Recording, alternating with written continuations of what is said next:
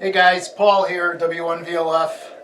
At the risk of looking like a giant lemon meringue pie, I'm going to do this real quick video. A couple questions came up.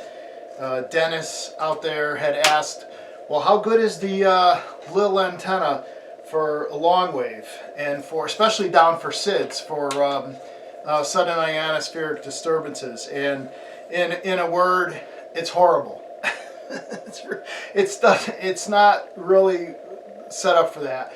And what I'm going to do is I'm going to take the camera here. I'm not going to go through an elaborate setup or anything, and I'm going to go to the receiver, the bench, the test bench, HF Discovery there, and we'll hook it up to this, and then we'll hook it up to a proper antenna. I'm going to have to do a lot of this handheld because I didn't really have time to set things up or really think about this, but I really wanted to do a video on it. And if somebody's really interested in this kind of thing, we can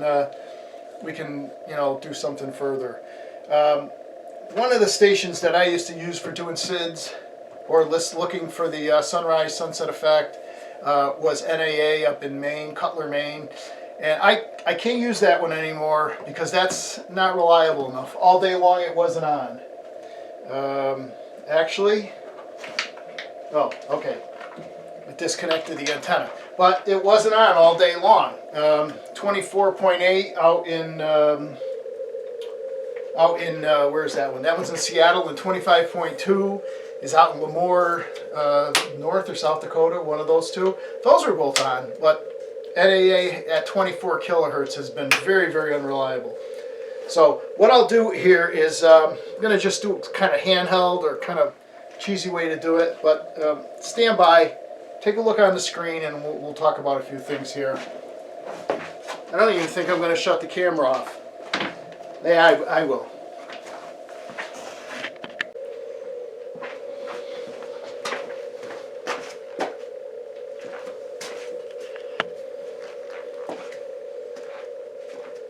Okay, so here's the little antenna, right? Northeast is going to be in that direction. And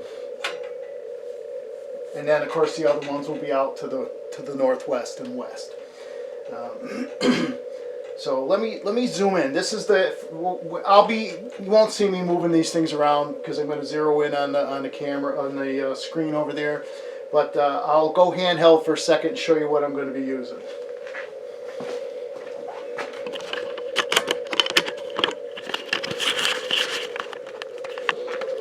Okay, so here's what I'm going to be using. I grabbed this off the shelf. This was a 24 kilohertz antenna that I used to make. I used to make a lot of stuff. CPVC, two pieces of PVC, two separate pieces of PVC rod, completely wound with number 24 wire, and two of the ferrite rods glued in the center. Coupling loop is just going to be 3 turns or 4 or 5 turns, I don't even know what it is. I just did this in such a hurry, connected to a BNC, and it'll be slipped over the top of this. Okay, so that's my coupling loop. That's going to go off to the receiver over there, and this is the little antenna that I'm going to use for comparison. And the only thing that this thing is doing is tuning this to resonance. There's one of those, what is it? 3300 Russian capacitors there, and then I can adjust resonance by tuning this capacitor and switching other ones in and out. But this is ultimately simple, and you don't let me think. Ultimately, what's important is the environment your antenna is in. Okay, if your antenna is in a very, very quiet environment, then you can be benefited by having a larger antenna. But if you could bring the noise floor up by 10 dB or so, okay, when you hook the antenna up, then you have enough antenna. And this is a very noisy environment in here. So let me hook this up to the tripod. I'll swing the antenna. I'll go back and forth. You're able to see what I had there and what I'm going to be tuning with. And we'll do a couple quick experiments. Again, this is for Dennis and what he probably wants to use, as opposed to that the multi-turn outdoor loop. Here we go. Okay, this is the HF Discovery connected at the test bench here. That's 24 kilohertz right there. That's in Cutler, Maine, and it's about an S6. Let me tune off to the side here.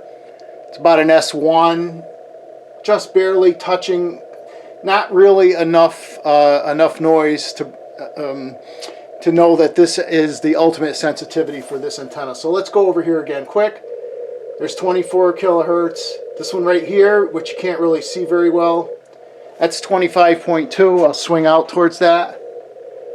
Okay, and I'll also try null 24, so you can see that this antenna does work there and nulls pretty well. Okay, so let me switch over to the other antenna real quick here. So I'm going to disconnect the antenna.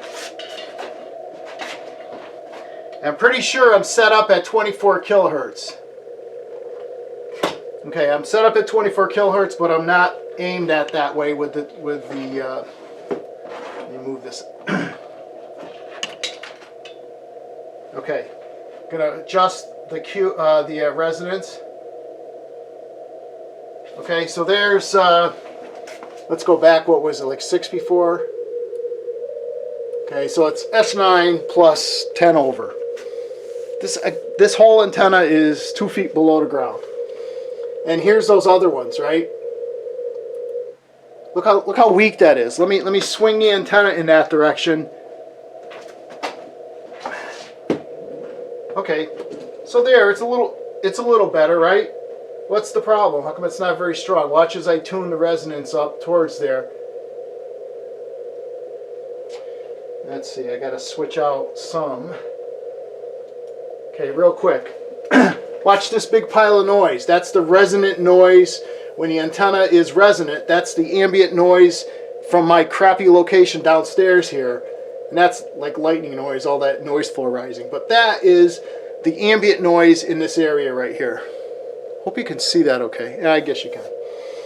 Right here. So it's going to slide down to this one, which is at 25.2. This is the one out in NLK, out in Lemoore, South Dakota, North or South Dakota? One of the Dakotas there. And this is the one in Seattle. So I'm going to move I'm going to resonate it now. Let's see. So I got to add capacitance to bring it down. You can see that little bump moving across. Okay, so this is the this one's 1,500 miles away. Okay, and this is 24.8 in here. Yeah, 24.8. Of course, that's not very strong, but let me tune that one to resonance. See as I move across from one resonant peak to the other. This one's all on the west coast. So what's that, like 2,700 miles to the west coast? This one, and still NAA is in there pretty strong because that's literally right around the corner. So no, this doesn't work very well.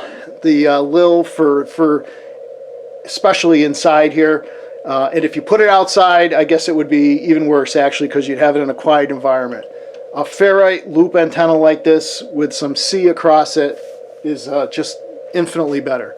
I'm going to just swing back and forth with the resonance so you can see NAA again up there in Cutler, Maine.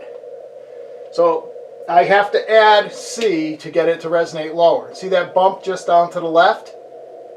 Oops, went too far. Okay, there it is. Let me get it away from some of this metal here.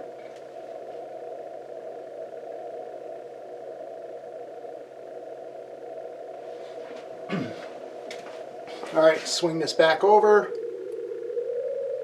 So it's S9 plus 7 or 8. Anyway, that's for Dennis. I just wanted to show this real quick. I'm not going to put any opening screens or anything. I'm just blasting this out there. 73, everybody. W1VLF signing off.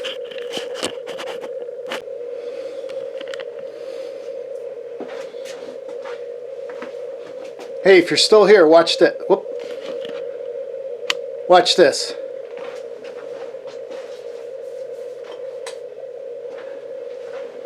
Just turned on my soldering iron. You saw it on the bench there before. Watch when it warms up. Yeah, it's recording. Let's see. Just to give you an idea of what kind of stuff makes noise at these frequencies.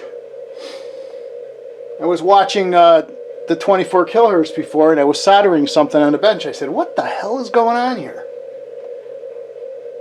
Let's see, where was it? When the soldering iron gets up to temperature and it starts pulsing to keep the tip at a constant temperature. Alrighty, make a liar out of me.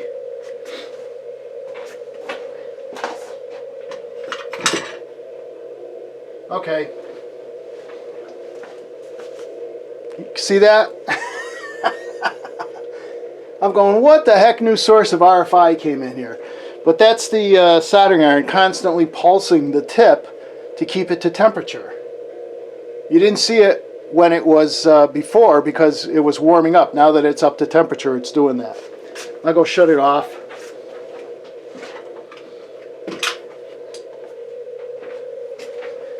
Alright, now it's off. So, I thought that was a fitting end to a completely disjointed video. Thanks for sticking around. W1VLF.